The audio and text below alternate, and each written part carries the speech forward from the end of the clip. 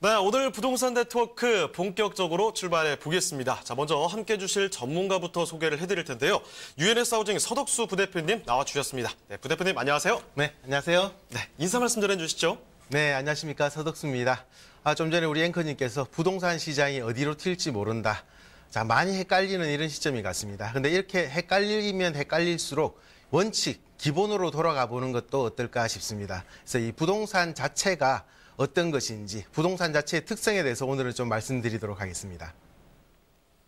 네, 어떤 종목이든 마찬가지죠. 투자할 대상의 이 특성 그리고 투자 가치를 알아야지만 올바르게 성공 투자를 할 수가 있습니다. 이 부동산 쪽에서도 그야말로 여러 가지 특성이 있다고 볼 수가 있을 텐데, 자, 부대표님께서 오늘 이 부동산 특성을 활용한 성공 투자에 대해서 알려주신다고 합니다. 자, 부대표님 강의 좀 전해주시죠. 네, 먼저 그 부동산의 특성 4가지를 먼저 살펴보겠습니다. 첫 번째로 이 지리적 위치의 고정성이라고 하는데요.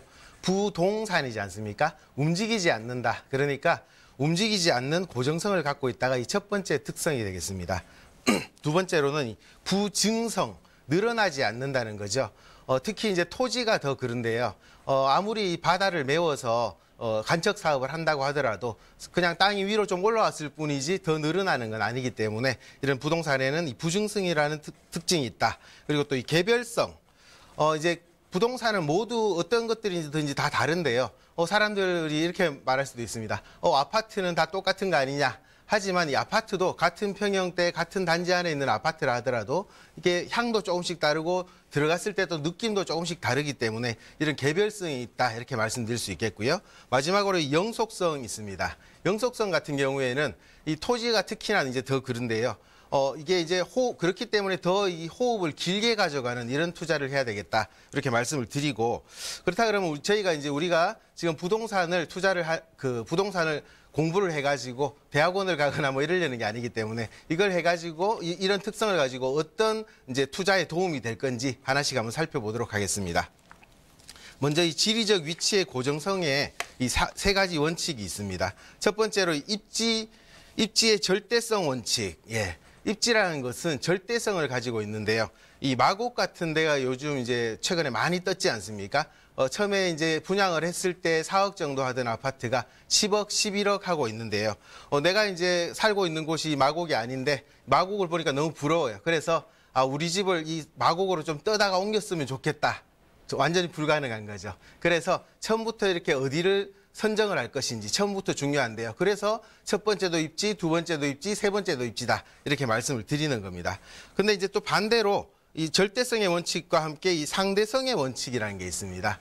무슨 말씀이냐 하면 마곡이 있고 그 오른쪽으로 가면 가양도 있고 염창도 있고 또 오른쪽으로 더 오다 보면 또 영등포도 있는데 우리 집이 이제 이쪽에 있다고 생각을 해보겠습니다. 마곡이 많이 뜨고 있는데 우리 집은 사실 마곡 같은 경우는 강서에서도 서쪽으로 좀 많이 치우쳐져 있는 위치에 있습니다. 근데 우리 집은 영등포면 서울 도심권에 좀 더 가까운 게 아니냐. 그럼 상대적으로 우리 집은 좀 덜 올랐는데 마곡도 올랐는데 더 중심지인 우리 집은 더 올라야 되는 거 아니냐. 이런 생각을 할 수 있다는 거죠. 그래서 이 절대성과 함께 꼭 상대성도 보실 필요가 있다.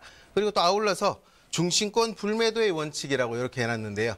내가 이제 이렇게 입지를 잘 선정을 해서 중심권에다가 잘 투자를 했으면 절대 팔지 마라. 부동산은 파는 게 아니고 사는 거다. 특히 중심권 같은 경우에는 더 그렇다. 이렇게 말씀을 드리고요. 다음으로 이제 부증성, 늘어나지 않는 원칙으로 우리는 어떤 또 그 투자에 참조를 해야 되느냐. 첫 번째 이 희소성의 원칙을 들 수 있겠습니다. 늘어나지 않기 때문에 희소성의 원칙이 있는 건데요. 이 역세권 하는 이유가 뭐겠습니까?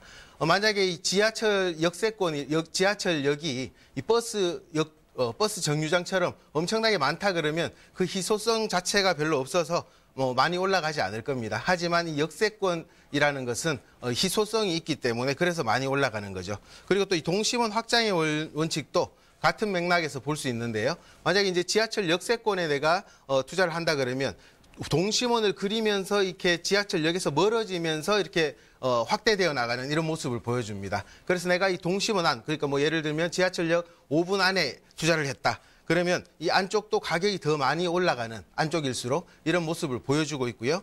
그다음에 마지막으로 일자리 황금 노선 역세권 원칙이다. 이렇게 말씀을 드렸는데 이제 이 지하철 역세권이라고 하더라도 이 아무 역세권이나 좋은 게 아니고요. 특히나 이제 예를 들면 이제 9호선처럼 지하철이 지나가는데 그 옆에 일자리가 많은 곳, 뭐 앞으로 생길 또 신안산선 같은 경우에도 그렇죠. 그렇게 지하철 옆에 또 일자리가 많이 있는 이런 것들에 또 집중적으로 투자를 해야 되겠다. 이렇게 보시면 될 것 같고요. 그다음에 개별성 3원칙을 말씀을 드리겠습니다. 첫 번째로 이 대중적 평판의 원칙이라고 했는데 부동산이라는 게 이 개별적이다 보니까 내가 이제 좋아서 이게 좋다, 내가 이게 너무 마음에 듭니다 해서 산다고 해가지고 나중에 이게 이제 내가 그냥 계속 그게 살기만 하고 이 투자를 해서 팔 생각이 없다 그러면 아무 상관이 없겠죠. 하지만 팔 때는 개별적이기 때문에 많은 사람들이 좋아해야만이 이게 가치가 있다는 거죠. 그래서 예를 들면 이제 강남 같은 경우에 이렇게 많이 올라가는 이유가 뭐겠습니까? 강남에는 직장도 많고 놀거리도 많고 먹거리도 많고 교통도 좋고 학군도 좋고 많은 사람들이 선호하는 이런 지역에 투자를 해야 되겠는데 그래서 또 이 똘똘한 한 채의 원칙이라는 것도 나옵니다. 홈쇼핑 같은 경우에는 내가 샀다가 다시 반품도 할 수 있고 이렇지만 부동산 같은 경우에 자꾸 샀다 팔았다가 할 수도 없고 그래서 또 안 되겠죠. 그래서 그 개별성 때문에 이런 우리가 똘똘한 한 채의 원칙을 또 생각을 해볼 수밖에 없는 거고요. 그중에서도 또 서울 중심권 투자 원칙을 한 번 더 강조를 드리겠습니다. 개별성이 강하기 때문에 그 안에서도 또 중심권 안에 투자를 해야 되는 거고 또 그래야지만 또 똘똘한 한 채가 된다. 그래야 또 성공 투자가 된다. 이렇게 정리를 하겠습니다. 그 다음에 영속성의 원칙. 세 가지 원칙을 보면요. 첫 번째 개발 호재 초기의 원칙을 제가 잡아봤습니다. 초기에 들어갈수록 우리가 이제 먹을 게 많다 이렇게 말씀드릴 수 있겠죠. 그래서 그만큼 시간을 두고 내가 투자한 것을 회수를 할 수 있는 기간이 많아지기 때문에 저번에 말씀드렸듯이 부동산 투자를 했을 때 가격이 오르는 게 세 번의 이제 시기가 있지 않습니까? 투자를 하는 어떤 개발 호재가 발표됐을 때, 그 다음에 착공 들어갔을 때, 완공 들어갔을 때, 그만큼 앞쪽에 개발 호재, 확정적인 개발 호재가 발표가 됐을 때, 이럴 때 투자를 해야 되겠고요. 그렇다 그러면 특히 중심권 같은 경우에는 10년 투자의 10년 원칙을 꼭 지키라.